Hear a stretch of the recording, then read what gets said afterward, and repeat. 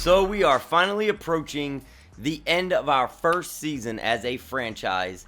And of course, the exciting part on its way, the off season, the draft, free agency, a brand new team coming into the league with the Seattle Supersonics. But I did a poll earlier, and I asked you guys, what did you want to see? Should we jump straight into the off season, or should we play another game in the regular season? And I got a lot of great feedback with that. You guys said that you wanted us to jump right into the offseason. I think a little over 75% of you guys said, just go straight into the offseason. What I'm going to do, however, because I did get some really great feedback in the comments from a few of you guys, what I'm going to do, just to make everyone happy, is I am going to play this Kings game. However, I'm going to do the live sim for the first, the first half. Maybe we'll go into the third quarter, and, once the game's a little bit close, we'll jump in, and we'll play a little bit of that game just as a way of saying, ending the first, our first season as a franchise, and us having control over it. But yeah, like I said, that's just an attempt to make everybody happy. We're not going to spend too much time on that. This episode is going to revolve around the off season. Yes, boys, it's here. Now, a few things I want to do before we even jump into that. First of all, I want to take a look at the trades that happened at the trade deadline, and I also want to take a look at All-Star Weekend, which we will do, and I want to tell you guys exactly what's going on with #AddPlayer, because we're going to jump in and take a look at some of the scouting before we continue to simulate on into the, to the end of the season. So real quick, let's get the easy stuff out of the way first. Let's take a look at the trades that have happened, or that did happen, around the trade deadline. So we know that we made a trade right at the deadline. We also know that the, who was it? I know that I saw Kevon Looney. There it is. Okay, yeah. So we'll go down the list. You guys already know about the trade that we made. Then you look at, before us, you had the Mavericks trading Derek Lively for Russell Westbrook. So the Mavericks actually brought in Russell Westbrook. Then you have Dwight Powell and Joe Wieskamp going to the Warriors in exchange for Kevon Looney. The Nets actually traded Ben Simmons. Okay, so they found a trade partner. The Heat weren't able to get Dame Lillard, so obviously that's not, I guess the consolation prize was Ben Simmons. I don't know. But Kyle Lowry and Alondas Williams go over to the Nets in exchange for Ben Simmons. You had the Grizzlies traded away Brandon Clark. I think Brandon Clark actually was one of the guys that they did not protect. You had Norman Powell going over to the Pistons in exchange for Joe Harris and a second rounder going to the Clippers. Larry Nance traded for Joe Ingles. Larry Nance going to the Magic. Pelicans are going to get Ingles. Let's see what else. Patty Mills over to the Wizards. Just seeing if there's any other bigger names in here. DeAndre Jordan going over to the Warriors. Okay. Tim Hardaway Jr. went over to the Hawks, and that also explains why there was no Clint Capella when we played the Hawks, but there was Tim Hardaway. And then, as you see here, these trades were the trades that we made to keep things realistic for the beginning of the season, sending, Brogdon and Robert Williams on over to the Trailblazers. And then, of course, the Dame Lillard trade that we made. We did all that. And but other than that, I just wanted to take a look at this real quick because I did notice a few names that had been swapped around. But, not too many big names moved, or at least no big blockbusters made at the trade deadline. And then real quick, taking a look at All-Star Weekend. As you can see, it looks like the USA team beat the world team 123-106. Did we have anybody in it? Okay, so for Team USA, Ivy did very well. Same with Brandon Miller, Chet Holmgren, Paolo Banchero. Which Thompson is this? That's Amen Thompson. Okay, Walker Kessler, great player. Let's see, you got Tari Eason, you've got Mark Williams, Scoot's in there, Jalen Duren. Yeah, so you see the USA ended up winning that. Then Wemby, of course, on the world side. Then Washington, you have Jovic, and, Braun. I believe that's a kid out of Kansas, right? Yeah, Christian Braun. And Dyson Daniels is over there, Shaden Sharp, Koloko, Ryan Rupert. He didn't score, but so that's what happened in the Rising Stars game. And then, as you can see, 3-point contest winner was Kyrie. If this is what happens in real life, Dallas is going to look very good as an organization if this ends up happening, because they got a great record. Kyrie's having a great year with Luka. Kyrie Irving winning the three-point contest, and then you got Shaedon Sharpe, the youngster, winning the dunk contest. I know Zion was in there. I think that I forget who else was there. I think that there was another Trailblazer even in there as well. But as you can see, for the All-Star game itself, Team Giannis ended up beating Team Jokic 143-127. Giannis leading the way on his side. SGA, Devin Booker. I mean, you guys see the stats here. Steph Curry came in for some minutes, 10, 2, and 3. Looking over on Team Joker, you had Harden leading the way. Jokic was right behind him. Ja, Luka, Joel Embiid, Zach LaVine, LeBron. So the guys that you would expect, like LeBron, the Steph, you didn't get a whole lot out of them. You know what I mean? Now, as far as hashtag ad player goes, okay, so what I wanted to tell you guys was I did make a post. I'm not sure how many of you guys saw it. I'm gonna assume not a lot of you guys, because I wrote on the post in the community section that I had lost track of some of the comments that were made back and forth between myself and some of the subscribers based on their hashtag ad player preference, whether they wanted them to be in the 2024 draft class or 25 draft class, or I even give the option if you want to be a free agent. If you want me to throw you in the free agent pool with a decent overall as a young player, I can do that for you as well. I tried to go back and find as many of the responses as I could, and if I missed any, I really do apologize, but I just want to let you know right now, here, there is a silver lining for each situation. So, number one,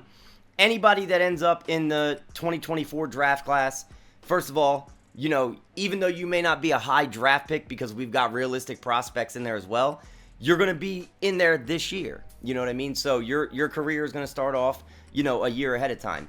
And if you're not in this year's draft class, you're going to be a part of 2025, where every single player in that draft class is probably going to be a hashtag ad player. Now, if you really have a very, very strong preference, okay, after I record this video and after everything goes down the way that it goes down, if you really have a strong preference, if there's something you want me to change, by all means let me know, and I will try, as long as it's realistic, as long as, it's not like, you were a top 10 pick and you want to be, moved to next year to try to get, to be higher still. I won't do anything like that. However, if you have some sort of preference, anything you want changed, by all means, let me know. But I do want to let you guys know real quick who I have in the 2025 draft class. And if you do not hear your name in this list, that means that you are part of the 2024 draft class. And that does include somebody that I added today, Draco Thompson. Draco Thompson, you were added to the 2024 draft class. I will put your player model up on the screen right now for you to see. Here are the players that are going to be part of the 2025 draft class for the hashtag ad players so far. So far, mind you. This is not all of them. This is just the ones so far. And again, like I said, because you're part of the 2025 class, that means that you are going to almost certainly be, a first-round pick. So, we've got Braden Patrick, Jerry Jeffries, Jet Simpson, Stacey Dart, Brian Blackburn, Ty O'Dwyer, Paul Ham, Jacob Towns Jr., Sebastian Wynn, Keldrick Turner, Miles Molly Warren, Connor Ashford, AJ McCauley, Chris Cecil, Donovan Bailey, Dre Forbes, and AJ McNeil. So those are all of the players that will be part of the 2025 draft class as it stands right now. Again, I have a ton of other hashtag ad players that I have to add in. I think that's only like 17 or 18 of them as it sits right now. But there, actually, no, there's actually one more. I'm sorry. It is Claude Montagny. Montagny. I don't know if I'm pronouncing that correctly. He is also in the 2025 class. Anybody who hasn't either seen your player on screen or heard your name right there, that means that I'm still working on getting your player made, and I will definitely have it done before that 2025 draft happens. Rest assured, I promise you. But anyway, now that we got that out of the way as well, let's take a look at some of the scouting here, some of the prospects that we've got here. So Ron Holland, as it sits right now, we've got a lot of these guys 100% scouted. But Ron Holland is at the top. You got Justin Edwards, Stefan Castle. There's a lot of great players. Some of these guys like Holland and Matas Buzelis from the G League Ignite. I know Tyrese Proctor plays in Duke right now. There's a lot of great players here. Right now, considering the fact that things are the way that they are, I may just go for the best available because hopefully we have a high draft pick. I'm hoping for that. We are going to need our point guard of the future. Really, we're going to need our everything of the future. The only guy that's really set in stone right now, at least in my mind, is Jaden Hardy. Neesmith, definitely a great wing. Whether he's going to be a starter in the future or a role player is yet to be determined. Daniel Gafford, definitely not the guy long-term, at least. Don't pay attention to the ranks, by the way. This will change as we simulate because a lot of these guys, I just put in their attributes, so some things are going to change here. But this draft class is not, you guys correct me if I'm wrong. This is not a deep class, to be honest with you. At least right now. Things will change in real life, obviously. But right now, as far as actual prospects are concerned, it's not very deep. But there are guys that I like here. There are guys that I absolutely like. Ron Holland would be fantastic because of his, his size and his ability. Even a Stefan Castle, he's more of a backcourt guy, like a guard type, but he's another one he's got size, he's got length. He's a bit raw right now, but he's just extremely talented. Just looking through, like I said, it's crunch time right now. I would love to get some more of you guys' feedback on this, but it's not a very well-known class yet. The college season hasn't even started as it stands right now. But like I said, the main point right now is that I think up and down the roster, we need basically everything. We're pretty good at shooting guard, I think. We're good at the two, I think. And but otherwise, there's nothing you could say like, oh, we're set for the future long term in this category. Anyway, enough of my talking. Let's go ahead and simulate up to this last game of the season. And like I said, we'll simcast through most of it, and we will play like the second half, especially if it's close. I'll try to jump into the closest point and play from that point on in the second half. But we'll simulate up to this Kings game, and we'll see how things go from March 29th all the way up to the end of the season. Let's do it. Well, wouldn't you know it? So the injury that Jaden Hardy suffered in that Nuggets game, because this popped up as soon as I started to simulate, the injury that he suffered in that game was a strained left hip, and it looks serious. I mean, it's saying 4 to 6 weeks. It's giving me the option to keep him in, but there's no way we're doing that with our, with the guy that I look at as one of the big future pieces of this franchise. So there was a lot of talk of getting Josh Christopher some more playing time. So that's exactly what we're going to do. We'll go ahead. We got Jaden Hardy out of there. I'm going to have Grady Dick at 24 per game as our sixth man off the bench. I upped Gafford's minutes a bit. Even though he is coming off that injury, he's on fire right now. And you know what? Maybe we should even put him in as the starter, considering it looks like Sharp is a little bit gassed right now. Jaden Hardy has fully healed his injury, but I'm going to leave him on the bench for the Suns game, and I will bring him in against the Kings. We'll do it that way, so I'll leave it as is for now. We actually beat the Suns, and we beat them pretty badly, 129 to 94. Wow, I'm actually curious as to what the box score ended up being like that. Day'Ron Sharp, the star of this one, 9 of 9 from the free throw line, 7 of 9 from the field. Kyra Lewis, not bad, 16 points, 4 assists. So yeah, I mean, pretty damn good game. So here we are at the last game of the season. We sit at 23 and 58 on the year. Let's go ahead and put Jaden Hardy back in his starting spot, and then we'll simcast through some of this game, and then we'll after that we'll move on into the off season. All right, so we got the simulation speed on normal here. I'll probably speed it up let's speed it up to fast. And see how this thing goes. Maybe very fast. Whoa. Slow it down a little bit. All right, here we go. Been a very, very close game as of right now. Now we're in the third. All right, so here's where... we took the lead. Okay, wow. Wow. The Badgers out here keeping it close against Sacramento. I think I'll let it run to the fourth quarter, and we'll just play the fourth quarter. Let's do that. It is a 1-point game going into the fourth quarter, and Here we go. Let's hop in. Christopher. Oh, okay. We get fouled as soon as we come in by Davion Mitchell. So we're going to head to the line with Josh Christopher, who's got 4 points, 1 rebound, 4 assists. I'll definitely be taking a look up there at them stats just to see who's doing well so far in this game. Jaden Hardy, oh my God, 29, 3 and 5. This man is on a mission. Very, very good screen and a nice move, but he's going to miss it. Grady Dick. Oh, little floater. Did not go for us there. Give me something here. What is this play and what is about to happen? I really don't know what it's about to be. Mid-range. Nice. Wow, man. He's just... Jaden Hardy. Look out for him next year. Look out for this man next year. What is that?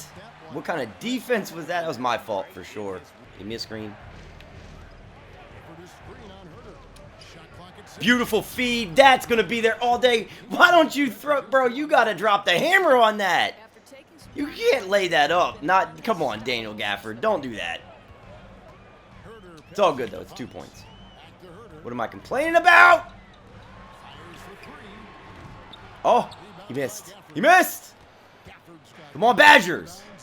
Who is injured? Who is that that's injured right there? Somebody's injured on their team. I don't know who that is, but somebody over there is injured. We might be able to take advantage of that defensively. Good defense. Very good defense. Stay on Herter. Nice job. Very nice job by Aaron Neesmith. Right there. Come on, Trey, man. Come on. No. Who are you? Bro. I pointed the controller literally behind me just then. I'm right there. What is this game doing to me? Oh my God, I didn't even look up. Trey Mann's got 22, 3 and 1 right now? No wonder he's tired. He's out here doing work. Oh, that's Malik Monk that's injured. Okay, I see now.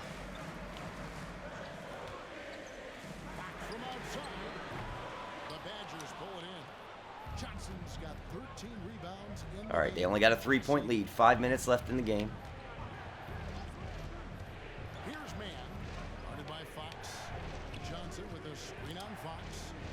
Oh, what a beautiful play. Trey Mann getting it done to Jalen Johnson. Look at him with 17, 13, and I didn't even say, I think a couple of assists. But 13 rebounds, man. This dude just gets it done with the I felt like that was good defense on my part. And Trey Mann's going to pick the foul up on De'Aaron Fox. But, oh, man. That is annoying after such a good play on the offensive side. But it's all good. We're good. I'm on a mission right now. I am on a mission.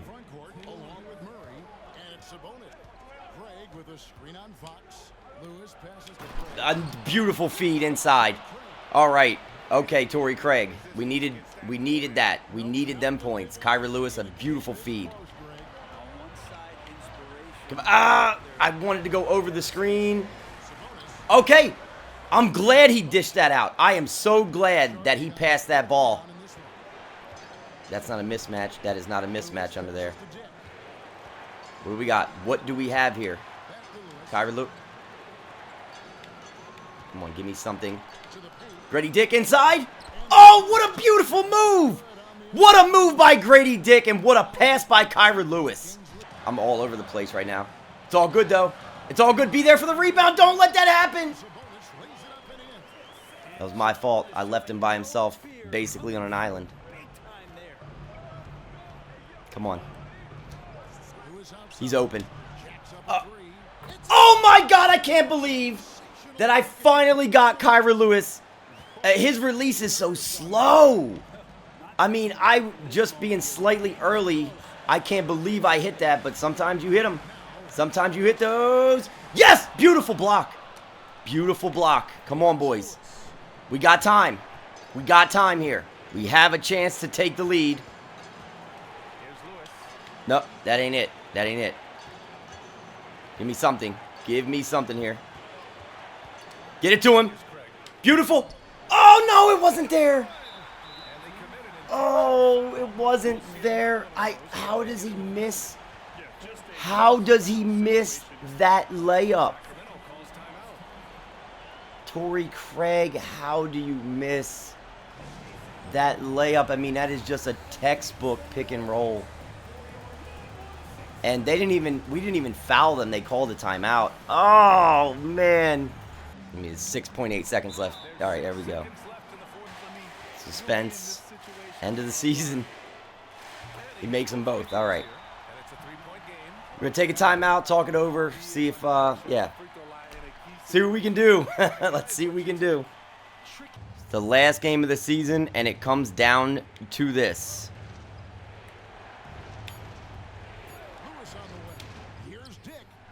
Oh! Oh! Grady Dick! Oh my God! What a shot with 0.2 seconds left on the clock. Oh my God, the unexpected hero! Oh, I have no words. I have no words. I am speechless. It looks like we might be going into overtime. But they have 0.2 seconds on the clock, so let's see what they can do. Here we go. There has been some suspense in some of our games, man. We don't win games like we don't blow teams out. Like let's just say that. I'm gonna say that right now. We ain't out here blowing teams out. We win. If we win, it's suspenseful. And we might not, but that he didn't get that off, did he? Oh God. Whew. They probably would have taken a look at it if he had made it, but he did not. And we are heading to overtime in the last game of the season. How about Grady Dick bringing us into overtime? I mean, it don't get any better than that. Get it to Johnson. Beautiful play. Jaden Hardy making things happen. We got to be definitely a lot more sharp than that. Oh, right through. Let's go, Jaden Hardy. It's a Hardy party in overtime at the end of the season here. He don't care if he's tired. It doesn't matter to him. Fatigue does not exist in his vocabulary. Stay on this, man. De'Aaron Fox. Oof. God help us if we would have had to play an entire game against that man.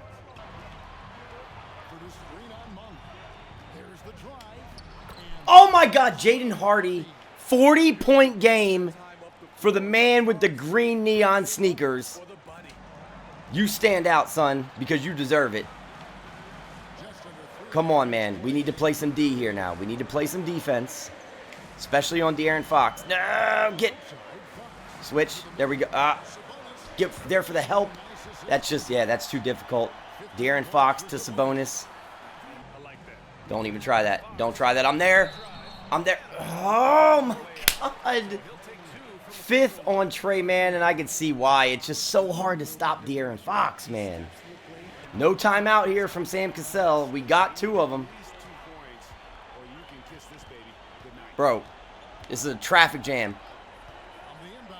Oh, my God, flying through the air to make it a one-point game. All right. It's going to get down to the point where we're going to need a three-pointer on this next one. I mean, if he hits both of them, that's obvious. Josh Christopher back in the game here. He makes them both. And we call a timeout. We'll talk it over. Down by 3. There's no pressure. If we lose, we lose. Not a big deal. What was the foul? Oh, an illegal screen. You gotta be kidding. Oh, it can't end that way. That's tough. That is tough to swallow, man. It's going to end on an illegal screen by Jalen Johnson after everything that we did here. As soon as I heard the whistle, I just hit X to toss up the shot because I wasn't sure if maybe it was a foul being called or what it was, but that's tough. That's tough. And he hits them both. Just gonna throw that one at the rim, and that's it, man.